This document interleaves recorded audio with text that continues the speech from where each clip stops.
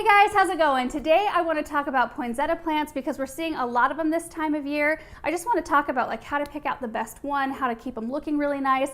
But before I get into any of that information, I did want to address how to pronounce the word poinsettia because you might hear it one of two ways. You might hear poinsettia and you might hear poinsettia.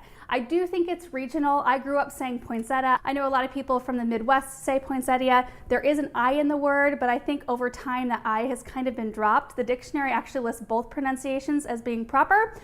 So there you go. I just wanted to talk about that first. Poinsettias are a type of euphorbia native to Mexico, so a very warm, humid, tropical type environment. And it's kind of funny that we've adopted them to be kind of a traditional holiday plant, which it's the coldest time of the year for most of us here in the United States. But in their native climate, that's the time of year that they start to color up and look beautiful like this.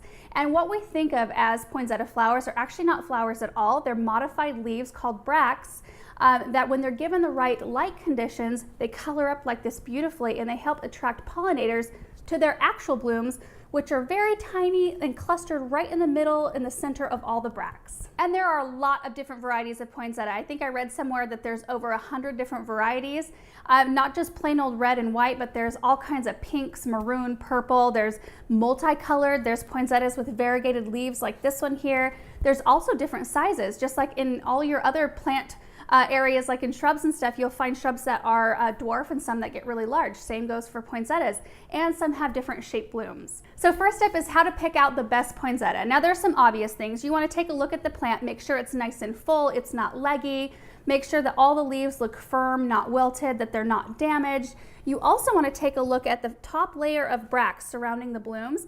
If they're not fully colored up and there's still some green in there, your plant will start losing its color really quickly after you bring it home. You also want to take a look at those blooms clustered in the center. If they've already started to fall off, then you know your plant isn't fresh. You'll want to avoid buying any poinsettia that's been displayed in a drafty area, like near a door. I cringe when I go into some box stores and you know that lobby in between the front door and the main door to the store, like where the carts are kept? Oftentimes you'll see a huge display of seasonal plants, poinsettias this time of year, and those plants are just getting blasted by hot air from where the carts are being kept, and then they're getting huge drafts of cold air as the front door opens and closes all day long. So it's very likely that you pick one of those plants out and take it home, they'll start dropping their leaves right away.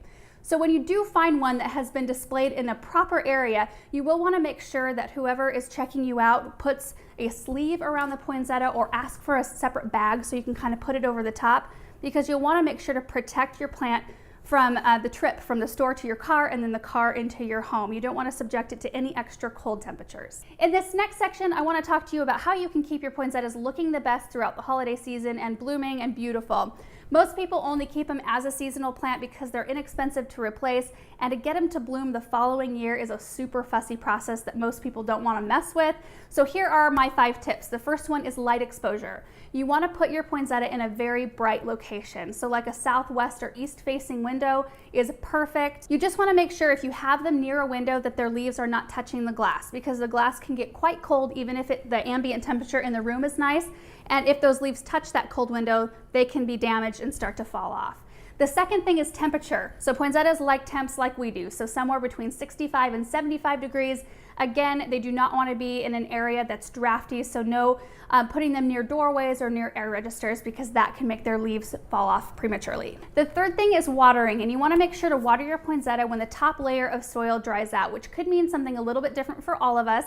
We heat with wood in our house, which makes the air very dry, so I find that I'm watering a little bit more often. And the winter months tend to be drier anyway, so we're probably going to be watering these a little bit more than we would at other times of the year. They also do not want to be sitting in any standing water. Very few plants like that, so you want to make sure that if your poinsettia comes in this decorative foil sleeve, that you slit the bottom or cut holes in it so the water has a chance to escape. So what I like to do is when that top layer of soil dries out, I'll water it very thoroughly until the water's running out the bottom, and then I'll let it sit in its saucer for just a few minutes so that water has a chance to all drain out, and then I'll pour out the remainder. And you want to be pretty hands-on with your poinsettia during the holiday season if you want them to keep looking like this. So maybe finger test the soil for moisture, because if you let them dry out too much and they wilt even a little bit, that can cause their leaves to drop off prematurely as well. The fourth tip is to provide humidity if you can. Because these are tropical plants that come from a humid environment, they really benefit from extra moisture in the air. So if you can remember to mist them maybe on a daily basis or every other day, they would really benefit from that. You can also place them near a humidifier, and I know that's not always practical because we don't have humidifiers all around our house. You can put them where you've got other houseplants grouped.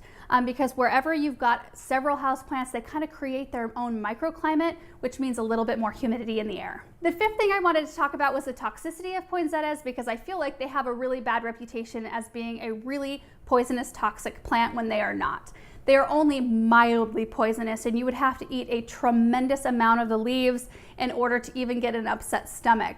And I've heard a lot that they're toxic to pets. I actually worked at a vet clinic for 5.5 years, never once had an animal brought in because of a poinsettia overdose. I mean, we saw the normal things like a dog got into the chocolate bag or ate a bunch of onions or grapes, that sort of thing, but never poinsettias. The biggest issue with these is because they're a type of euphorbia, if you accidentally break one of the branches or fold a leaf in half, those open wounds can ooze kind of a white sap, and if that sap gets on your skin, it can cause an itchy rash, which is not a serious thing. It will go away, but that is the biggest issue with poinsettias. Of course, you can play it safe, keep them out of the reach of pets or kids, which you probably want to do anyway because you don't want them to be knocked down onto the ground and make a mess and have your plant all broken up. So that's it, you guys. I hope you found this video helpful and interesting, and I hope it helps you keep your poinsettias looking amazing throughout the whole season. Thanks so much for watching, and we'll see you in the next one. Bye.